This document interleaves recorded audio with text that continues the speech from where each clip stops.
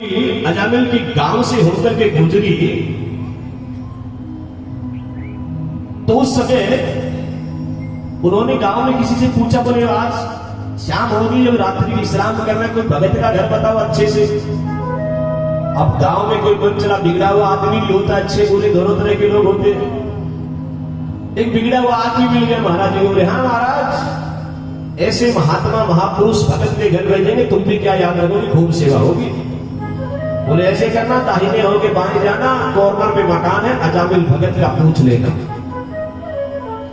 अब वो महात्मा और उनके साथ महंत जी सब ऋषि लोग वहां उसके घर के आगे चले गए। भिक्षाम देहि मादेश्वरी। अजामिल की पत्नी ने दरवाजे को खोला, देखा इतने ज्यादा महात्मा लोग मेरे घर के आगे। हाथ जोड़ लिए, बोले आओ महाराज। बोले बेटा अजामिल भक्त कहां है? वो हाथ जोड़ करके कहने लगी, महाराज मेरे पति कोई भक्त नहीं है। बेटी किसी ने बताया भक्त है? बोले महाराज जी वो तो बहुत बड़ी डाकू है। बोले बेटा डाकू हो चाहे फकीर हो, अब तुम्हारे घर के आगे रुक गए ना, आज रात को यही रुकेंगे, भोजन ग्रहण करेंगे, भगवान को भोग लगाएंगे और सुबह आगे की यात्रा करेंगे। उस औरत ने हाथ जोड़ दिए, आंख में से उसके अश्रुधारा बहने लगी और कहने लगी, महात्मन अरे मैं तो इतनी बुरी औरत हूं, आपको भोजन तो दूर है, आप जैसे महापुरुषों को मैं जल भी नहीं पिला सकती। मैंने जिंदगी में इतना बुरा कर्म किया महाराज, आपको मैं जल नहीं पिला सकती, भोजन तो बहुत दूर की बात है। बोले बेटी कोई बात नहीं, तुम ऐसा करो सूखा राशन दे दो, हमारे शिष्य लोग बना देंगे। अजामिल की पत्नी ने सूखा राशन महाराज जी को दे दिया, शिष्यों ने भोजन बनाया, भगवान को प्रसादी भोग लगाया, सब संतों ने खूब भरपेट भोजन किया और पेड़ के नीचे विश्राम में रात को करने लगे।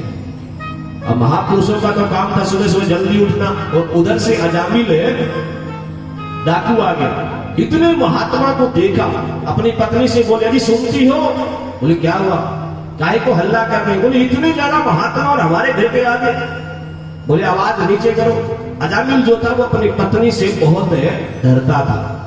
बोले हाँ तुमने रखे हैं क्या? बोले हाँ। बोले हाँ तो कोई बात नहीं, सोने दो। महात्मा लोग उठे और कहा अजामिल तुम्हारे घर पे विश्राम किया है, तुम्हारे घर पे भोजन किया है, और भोजन करने के बाद दक्षिणा तो हमें। अजामिल कहने लगा महाराज मेरी पत्नी का बड़प्पन मानिए जो तुम्हें यहां रुकने दिया, मेरी पत्नी का बड़प्पन मानिए जो तुम्हें भोजन और जल दिया, और रही बात दक्षिणा की महाराज जी चिमटा खड़ाऊ और कमंडल है ना, ये भी रख लूंगा मैं, भोजन कर लिया और रास्ता नापो। बोले नहीं बिना दक्षिणा के तो हम भी नहीं जाएंगे, हम भी जोगी हैं, अपने हट पे अड़ गए। बोले अरे अजामिल हमें कोई रुपया पैसा धन दौलत नहीं चाहिए।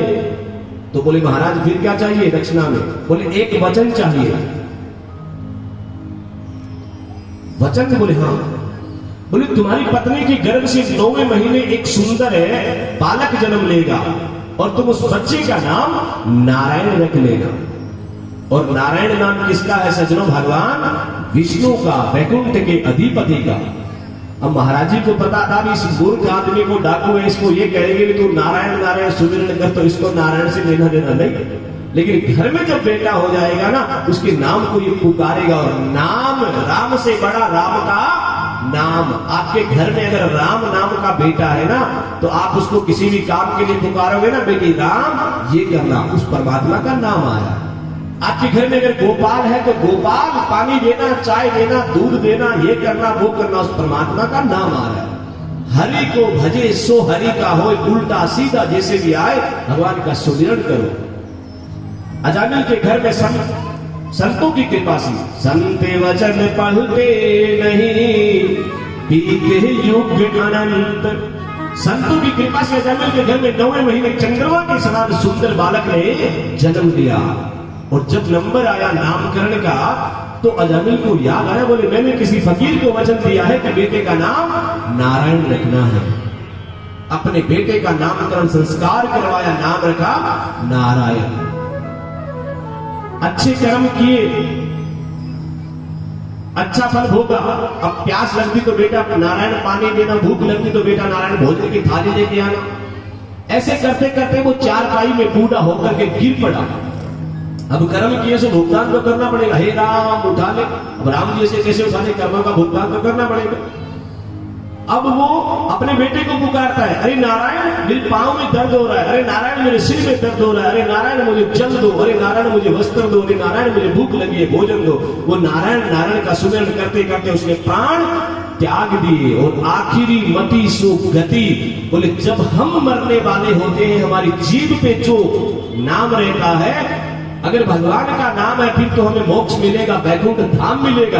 अगर हमें उस समय धन दौलत की है तो सांप बनेंगे, घर की है तो बैल बनेंगे, चुगली कर रहे हैं तो गांव में कुतिया बनेंगे, झगड़ा कर रहे हैं तो भगवान गधा बना करके भेज देंगे। इसलिए कहते हैं उठते बैठते खाते पीते सोते किसी के साथ बात करते समय भी मन के अंदर भगवान का सुमिरन चलती रहना चाहिए।